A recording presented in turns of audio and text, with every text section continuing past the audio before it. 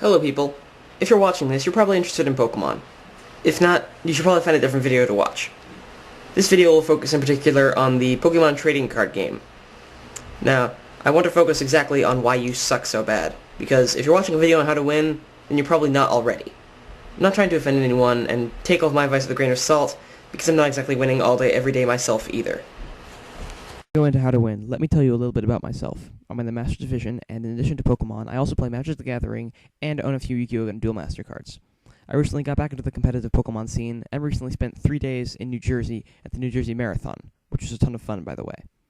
For those of you who don't know, the New Jersey Marathon is 3 cities championships in a row. City championships, or cities, are sanctioned tournaments, earn you or lose you premier rating/ranking, and are usually smaller than states.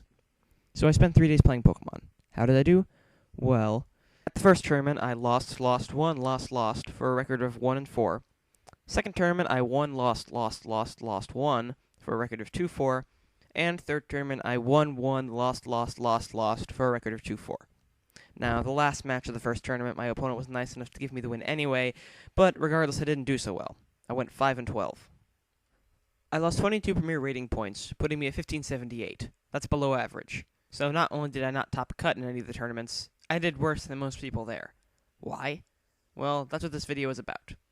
It's my theory that in all games there are 2 components to winning, luck and skill, or not making mistakes level. Basically, in order to win, you need a combined luck and skill higher than anyone else's. Let's start with luck. Now, no matter what game you're playing, there's always luck involved. You might think nothing luck-based happens in chess or in tic-tac-toe. You'd be wrong. In both games, someone goes first. This is often determined by a coin toss or similar random result generator. And at a tournament, who you'll be playing against will often be determined randomly at least once, meaning your luck can determine if you're playing against a skilled or unskilled player. There are skillless games, though. A coin tossing game, for example. There is no amount of skill that can make either person's chance of winning any higher, and if they do manage to tilt the toss in their favor, then they're cheating. By definition, skill is not allowed to be a factor. Pokemon is actually a very luck-based game, and you can lose a match because of poor luck before you even sit down. If you're playing a deck with an auto-loss matchup, and you play against that deck, you're losing because of bad luck.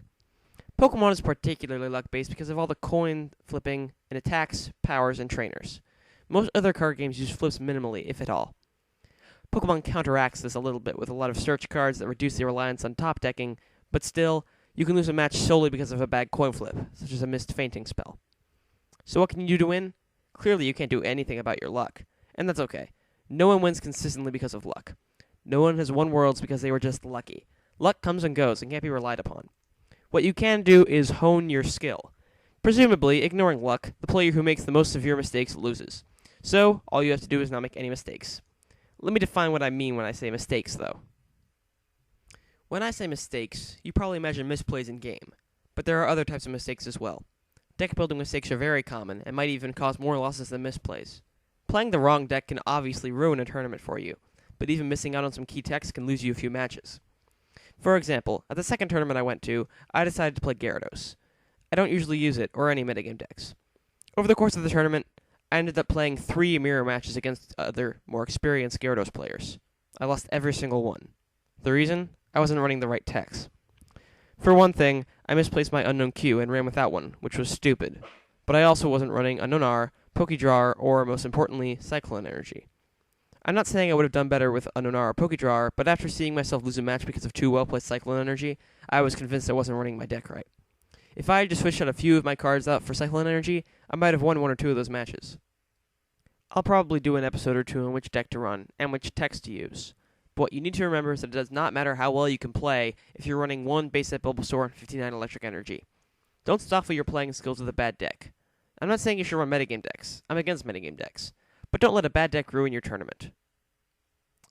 As for misplays, most people don't notice when they make them.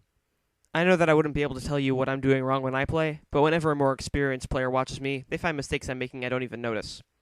I would recommend playing against and with as many different decks as possible. If you know how to play a deck, you can notice your opponent's patterns and plan ahead. For example, if you're playing with Luxchomp and you've never played against a Machamp deck before, you're going to be awfully surprised when they start taking prizes for 1 energy. A good Luxchomp player will use their first search cards to search for Uxie level X, and a colorless energy as soon as they see a Machop, and be ready for the upcoming Machamp.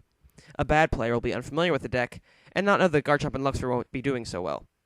Another complication of playing is gambles, where a move may be good or bad depending on your luck. For example, playing Uxie to set up for only one card is silly, but if you only need one more card to donk an opponent, it suddenly looks like an option. The key is to know when something is too risky.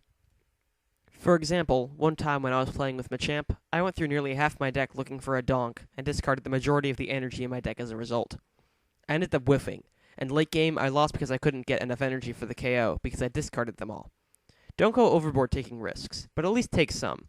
This just takes practice. The more you play, the faster you'll learn what gambles to take and which to pass up. If you really want to find out how badly you're misplaying, go to a tournament with a net deck, a consistently winning deck list taken right off the internet. Unless you hit some really bad luck, you should win or come close. If not, you may need to rethink your playstyle and go back to the drawing board. I know I definitely have. So, in summary, here's how to win. Don't get unlucky. You can't do anything about this one, but don't get down if you lose a game or two because of some bad flips, pairings, or top decks. There's just nothing you can do. Play the right deck. In an SP-infested metagame, Machamp might wreck some tournaments. In Vilegar territory, not so much. Know your metagame. Don't make a mistake when choosing your deck. It's the most important choice. Play the right techs. Just because there is a lot of SP doesn't mean you're only going to play against that. If you are playing Machamp, what happens when you meet up with that one Vilegar player? Scoop? A couple of good techs can make or break a matchup. Weavile Secret Wonders, for instance, could give Machamp an upper hand against the Vile Ghost. I'm trying really hard not to laugh at that one. Don't misplay. Make sure you know what you're doing. Net deckers don't often win because they only have good decks, not good skill. Make sure you know your deck well and don't make any stupid misplays. Take the right gambles. Let yourself figure out whether a risky play is worth it. Don't waste resources you'll need later on a long shot donk, but don't play it safe and not go for the donk in a tough matchup. Know when it's worth it. And, most importantly, have fun. Don't be a hardcore tourney head, it's just a game. If you're legitimately upset that my pieces of paper beat up your pieces of paper, you need to take a chill pill and chillax. I'd prefer to lose a match against a nice guy than win a match against a sore loser. Well, not really, that's hyperbole. Just don't lose sight of what's important. Enjoy the game, go to have fun, not to win. But do both if you can. And that's the end of the video. Hopefully you've enjoyed it. If you have any future topics you'd like to suggest, or questions you'd like answered, just send me a message and I'll try to respond as soon as I can. Thanks for watching. Happy Pokemoning. Sort of. Pokemoning is not really a word, but, you know, whatever. I might do a Q&A video, I don't know. I'm just kind of bloodling. I don't even know what that means. Why haven't I turned off the camera yet?